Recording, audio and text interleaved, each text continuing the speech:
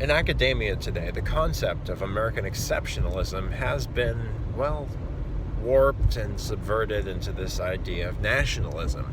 And the problem with calling American exceptionalism nationalism is that it implies that American exceptionalism doesn't really exist, because well, I went to government communist school, right? And what these teachers unions teach you is that, all these various nations they all just want what's best for themselves, and if everybody just sang Kumbaya and held hands, then life would be, it's a small world after all.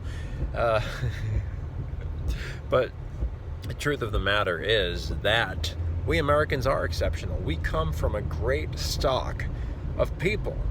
Right now, the fake news is trying to freak you out as best they can. They're trying to convince you that this coronavirus or China virus or the Wuhan virus is, well, a lot worse than it actually is.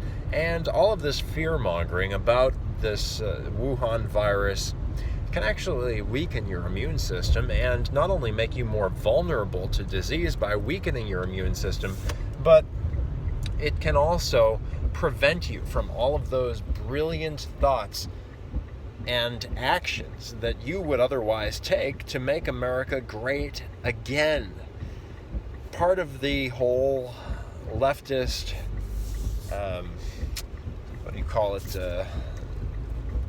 their underlying motivation is essentially to demoralize you and to ruin America. And they can only do that if they turn everybody against each other. One of the big ways that they do this is by forcing diversity where Americans don't, it's not necessarily something that we're capable of. And the coronavirus, of course, is a great example of this, because we've bitten off more than we can chew. The most leftist parts of the country, which have called themselves sanctuary cities, tacitly ushering all of the bad infected people into other parts, just trying to shoo them along into the good, the places where the good real Americans lived. They've really been destroying the rest of the country. They've been destroying themselves, and they want to take down the rest of America with them. Why? Because they loathe themselves. They believe America is bad. Maybe they think they're bad, and they impose this on the rest of everybody else. It's very important that you do not let the fake news's fake way of thinking poison your mind with this communist demoralization, which is really the chief aim of the fake news. Remember, if America loses, the fake news wins. If America wins, the fake news loses, because they're not freaking people out. They're not selling commercials, for Geico lizards and Happy Meals. Isn't that funny? Happy Meals that will make you fat, lethargic, and disgusting forever.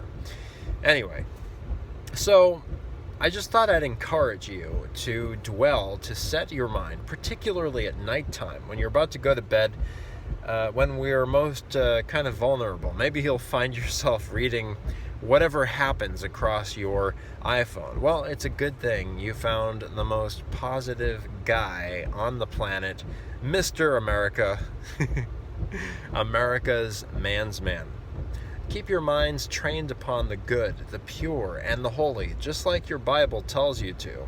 The Bible, which has carried the Depression era people, the greatest generation, through the worst that America has experienced, at least in our generation's arm's length, and of course that same Bible that drove the Puritans across the sea.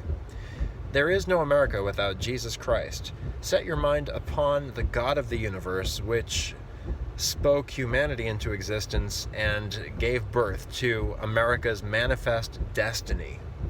This is America's Man's Man, americasmansman.com.